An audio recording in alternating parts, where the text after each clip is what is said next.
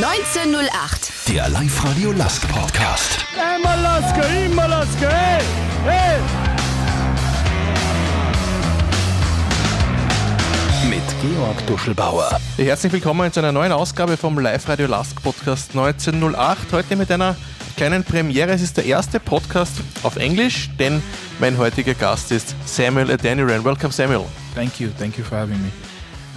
Sam, when guests are here for the first time, we would like to introduce them a little bit. You were born in Texas? Yes.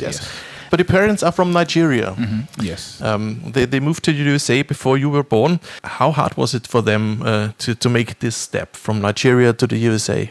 Yeah, obviously it's difficult whenever you come from a different country, different world, different lifestyle. But I think my parents did a very good job of, working very hard to put our family exactly where they are. And, obviously, they don't take all credit for it. Obviously, us, being Christians in our family and us believing in God, we give all of the glory to God. But yeah, it wasn't easy for them. I think when they first came over, as it wasn't easy for most immigrants. But they worked very hard, and and they were able to be in the position that they are today. So. Why did you choose to play soccer? I mean, it's not as popular in the USA as American football or basketball or baseball. Why did you choose soccer? Yeah, so actually, what are the reason that my parents actually came to America was because my father was playing football, as you say, soccer, and so he had played for the Nigerian national team before, and he played in Europe as well, And yeah, so that was what actually brought them over from Nigeria to America. My father went to come over and play in college in America at the beginning, and so yeah, just seeing my father, seeing his love for football, and seeing how much I could see that he wanted me to play it as well. He never forced us to play. I always tell people that he never forced us, but he gave us the platform to play. Growing up, I played multiple sports. I played basketball, I played soccer, I played tennis, I played different things, but football was the thing that stood out to me the most, just because I knew that my father loved it so much, and and he played it, and I wanted to be like him. So that's really what drew me to football. Was he also your first trainer? Yes, he was my first trainer. I would say he still is my trainer today. Was he a strict trainer? Or? Yes. He was very, very strict. But he pushed us. But I think him pushing us is the reason why we are where we are today. It wasn't always easy. And as you can see on the field, football is not an easy game. It's a game that's very tough, physically and mentally. And so he pushed us physically. He pushed us mentally. To be the best that we can be. And so I'm grateful to him for that. What standing does soccer have in the USA now? I think it started to become more popular with the World Championship in 1994. Before it was kind of sports really nobody knew. yeah, definitely. I mean, it was definitely still a sport that people knew about, but it wasn't as popular as the other sports like basketball and American football and things like that. But I'll definitely say now that football is growing a lot in America, and with the World Cup coming again, coming back again, it's only going to get bigger. So, especially the women are very successful. Yeah, the women. I mean, the women are by far better than the men. So, and that's not even close. So yeah, I mean, the women honestly are the reason why, in my opinion, America is even relevant when it comes to football. I mean, I just think that they're amazing at what they do. And they show it every single year. They show it every single World Cup. So yeah, I think that the men have a lot to look up to. Whenever we talk about football in America. So. But have you ever thought of becoming a sprinter, because you're very fast? Yeah. So in middle school and in high school, I actually ran track. Yeah. And but also I did long jump and triple jump as really? well. Yeah. In high school. So yeah, I always loved to run.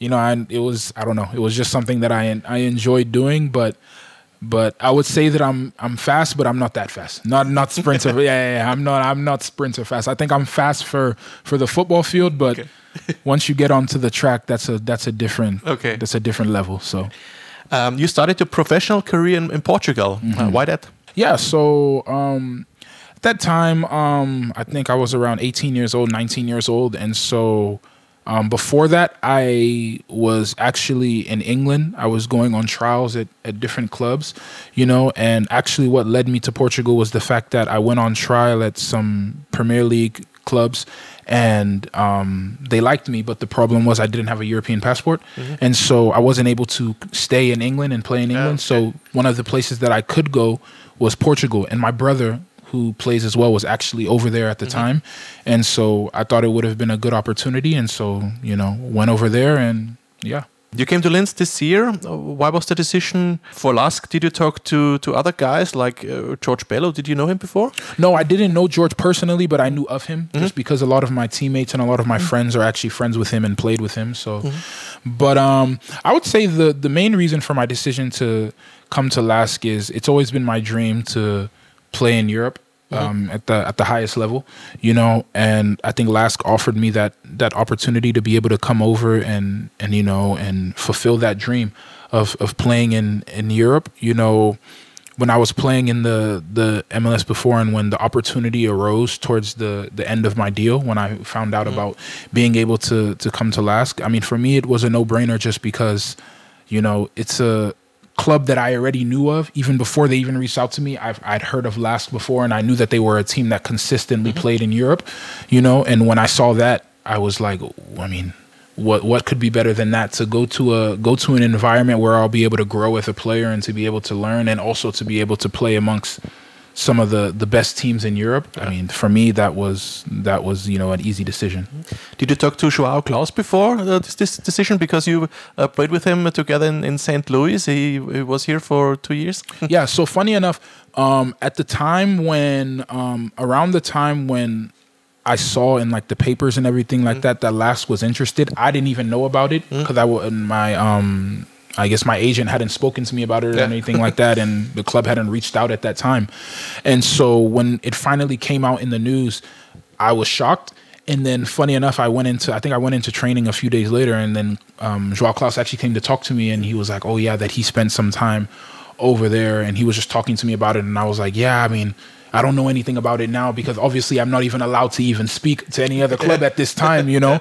But he was just telling me that, yeah, when you do get the opportunity to speak to them, that, you know, it's a great club, and that he really enjoyed his time here, and that he enjoyed his time in Austria so much, you know. And so yeah, he definitely told me some good things about LASK. What were your first impressions of the club, the stadium, the town when you came here? Yeah, when I first got here, obviously when I got to the town, I thought it was very beautiful. I thought the landscape was amazing, you know, seeing the mountains and different things like that. I'm not used to that coming from where I'm from in Texas. Yeah. You don't really have any mountains. It's pretty flat. So yeah, I mean, well, at least in Houston it is. There might be mountains in other places, but yeah, I mean, when I got to the city, I was very impressed. I thought that the city was very beautiful, and then when I got to the stadium, I was just shocked. And you know, I've said that on every single podcast and interview that I've had. I told them that the stadium is one of the best stadiums that I've seen, me personally. I mean, the quality of it is so high. You know, I love the fact that there is so many other things in the stadium to do outside of just football. But obviously when you get to the football aspect of it, I mean, the pitch is amazing, the atmosphere is great, the fans are amazing, and I mean, the stadium just looks beautiful. And even as I'm looking out right now, I see, you know, the mountains and different things. So I mean, and the castle as well. Yes. So yeah, I mean, I love it, and I think it's beautiful.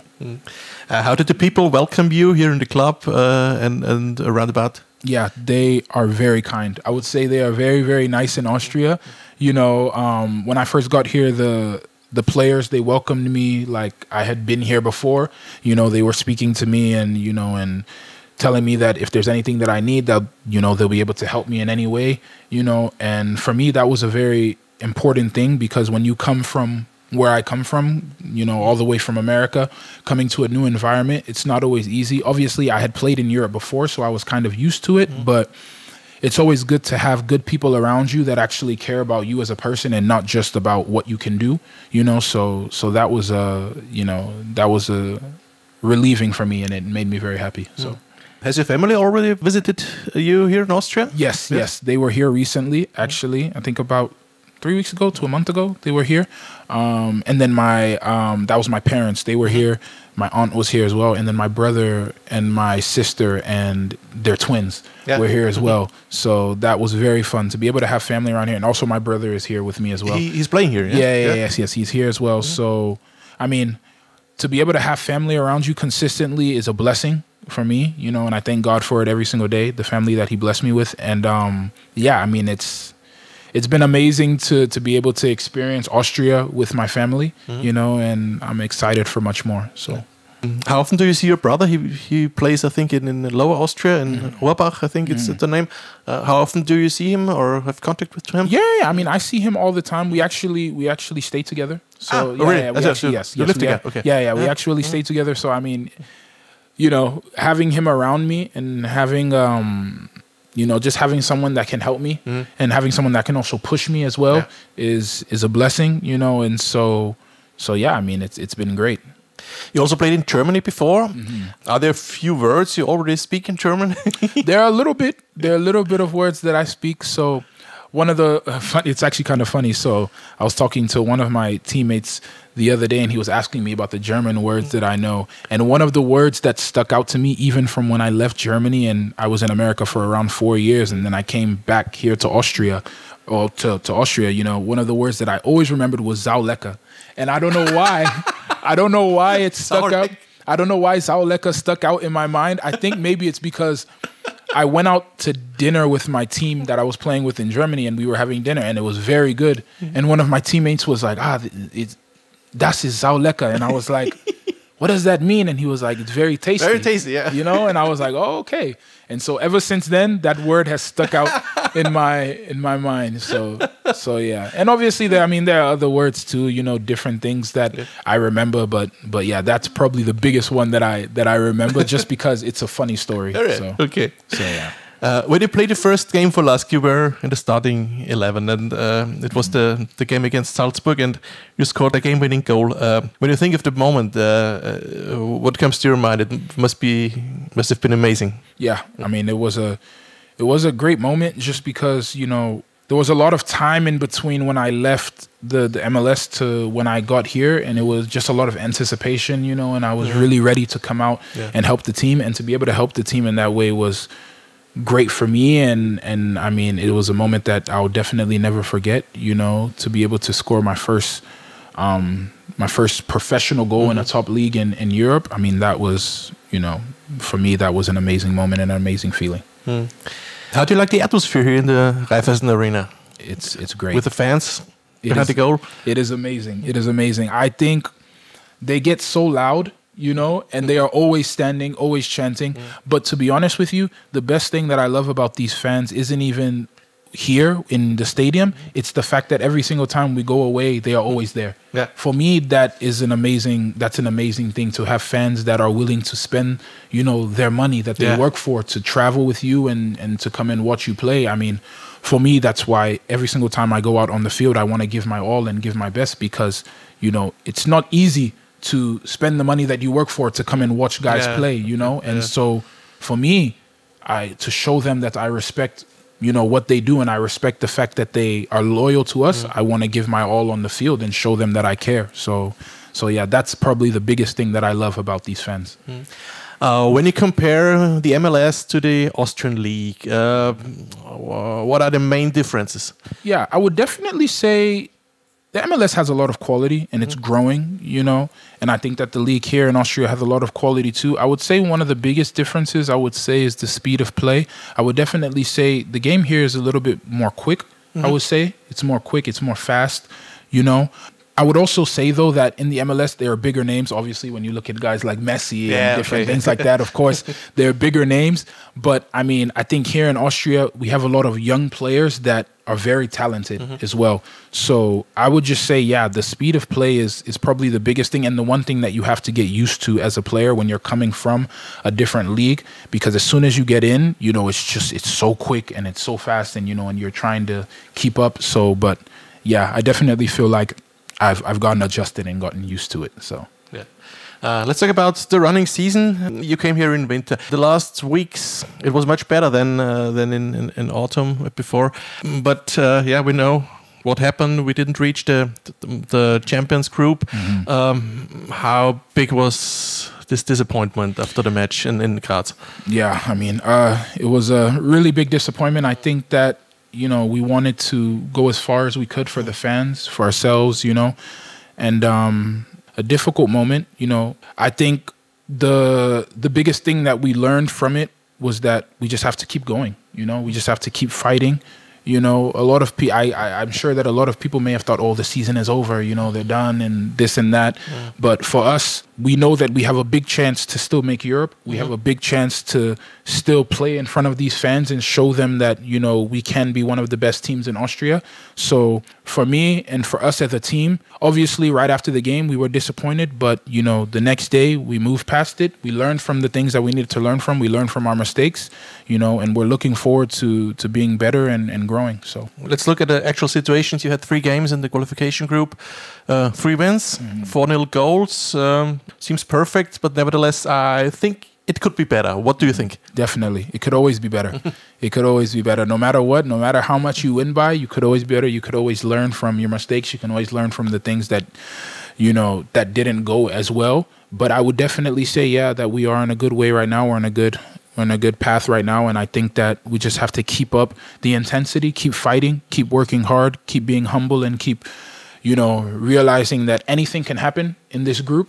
You know, anything can happen. It doesn't matter whether you're playing against, you know, Salzburg or you're playing against, you know, a team in the qualification group. In my opinion, you have to respect every opponent that you play against, because every team can beat any team in this league.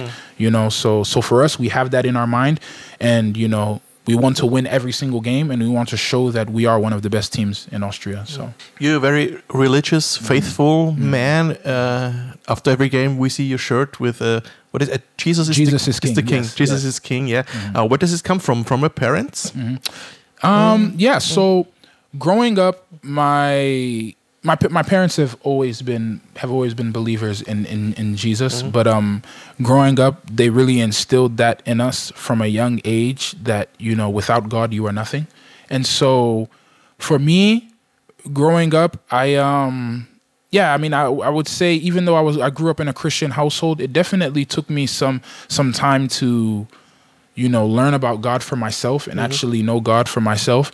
And once I finally made that decision to you know, trust in Jesus as my Lord and Savior, it was the greatest decision that I ever made, you know. And for me, every single time I go out on that field, I know that the only reason that I'm able to be where I am today is because of Jesus. And, you know, that's the reason why I wear that shirt. And that's the reason why it means so much to me, and that after every game I try to, you know, take it off and show the world, because I know what he's done for me, and I just want to, you know, show him off to the world, because I believe that everything that he's done for me, he can do for someone else, you know. And it's not just about football, that's just in life in general. So so your second name is perfect for you. It's Oluwabukumi. Oluwabukumi, yes. That means blessed by God, blessed by the Lord. Yeah. Yes, that's exactly what that means. And so, yeah, I mean, it's a name that is derived from the Yoruba language, which is my parents' language in Nigeria, our tribe. And it definitely is a name that fits me, because I always like to tell the story about how 4 or 5 years ago, I was playing in Oberliga in Germany, you know, which is 5th league in Germany. Yeah. And to go from playing in 5th league in Germany to 4th league to the USL to the MLS to now the Austrian 1st league, that could only be Jesus. And so I always like to tell people that, you know, and it's a testimony that I'm willing to tell anyone if they're willing to listen, because I mean, it's not easy to be able to come from there to here. But a lot of people think, oh, it might be by luck, but it's definitely not by luck, and it's not even just by hard work. You know, I give all the glory to Jesus. So yeah. Have you had the time to visit some special places here in Austria? What have you already seen of our of the town and the area around? Yes, so I've actually been around to. I'm a very introverted person. I like to, you know, I don't really go out as much. I don't really like go to the club and things like that. I kind of just like to be around family and things like that. Maybe go to the movies and things like that. But one thing that I have done is we went to the castle. I forget the name of it, but the castle? Yes, not this castle. It's a castle, and I went there with my niece and nephew, and it's a castle that has a train, and you can see the doors. The Böstlingberg. Yes, the Grottenbahn. Yeah. Yes, with yes, the dwarfs yes. and yes, yes. Yeah. We went to that one. Yeah, we went to that one. So. That was fun, and then obviously just going around Linz, going to Plus City, seeing the different things around Linz, and also just seeing the nature around. I mean, that's been an amazing thing, and also just seeing the city as well. I mean, the city is beautiful. Going to the city center, trying out the different restaurants. That's been very fun for me. And we have good restaurants and good food here. Definitely. I would say the food is very, very good here, and I would say it's very fresh. Yeah. When I eat the food, it tastes very clean and very fresh, and it just. I don't know. It makes you feel good, So yeah. But maybe I have some tips for you, because we have some special villages, especially here in Upper Austria. They're very popular for English-speaking people. Maybe you've heard of them. There is this one. Wind passing, yeah. This is a village here. Yes, a small village. It's north of Linz. Okay. Also in the north of Linz is one of the funniest villages for English-speaking people. I've heard of this. Rotten egg. Rotten egg, yeah. Yeah, rotten egg, that's funny. That's funny. Is that so? Does that name actually come from a rotten egg? No. Or, okay. I don't know where it comes from. Yeah, I'm wondering. But it's every English-speaking people from USA or Britain had to laugh. That's very funny. I wonder where that came from. But and we had a very famous village here. It was called like that. Yeah, I'm not sure if I'm going to say that one. Yep. But no, you can say it's called fucking. But they changed it a few months ago. Yeah, they write it now with double G. Okay. Because the shield was always stolen by people. Okay, I guess no one is stealing it now that it's double G. No, they. Okay, the last question for you. As you're from the USA, I mean, you don't have to answer if you don't want to. What do you think of President Donald Trump? That's a funny question. I'll say this. So being a believer and being a Christian, the Bible talks about how we're supposed to pray for our leaders, and we're supposed to pray for the people that, that lead us and the people that are ahead of us. One thing I will say is every single leader that I have that's over me, I want to pray for them, and I want to pray that they do the best thing for the country and the best thing for the people, So I would say in terms of Donald Trump, the only thing that I could say is, I'm praying that God will lead him and that God will, help him to be the best leader for America, so that America can thrive and grow, and, that we can, bring even more peace and even more joy to the people, So that's the biggest thing that I'll say about that. Very diplomatical answer. Yeah. Thank you. Thank you, Samuel, for this interview, for this podcast. I wish you all the best for the rest of the season and good luck. Thank you. Thank you very much. Thank you. Ja, danke an euch fürs Zuhören. Ich hoffe, ihr habt es verstanden, aber ich glaube, es war relativ deutlich verständlich alles. Ja, den Life Radio LASK Podcast 1908 gibt's überall, wo es Podcasts gibt, und natürlich auf www.liferadio.at. Und wie immer, falls Fragen, Beschwerden, Anregungen, eine E-Mail an podcast@liferadio.at schicken. Dankeschön. 1908. Der Life Radio LASK Podcast.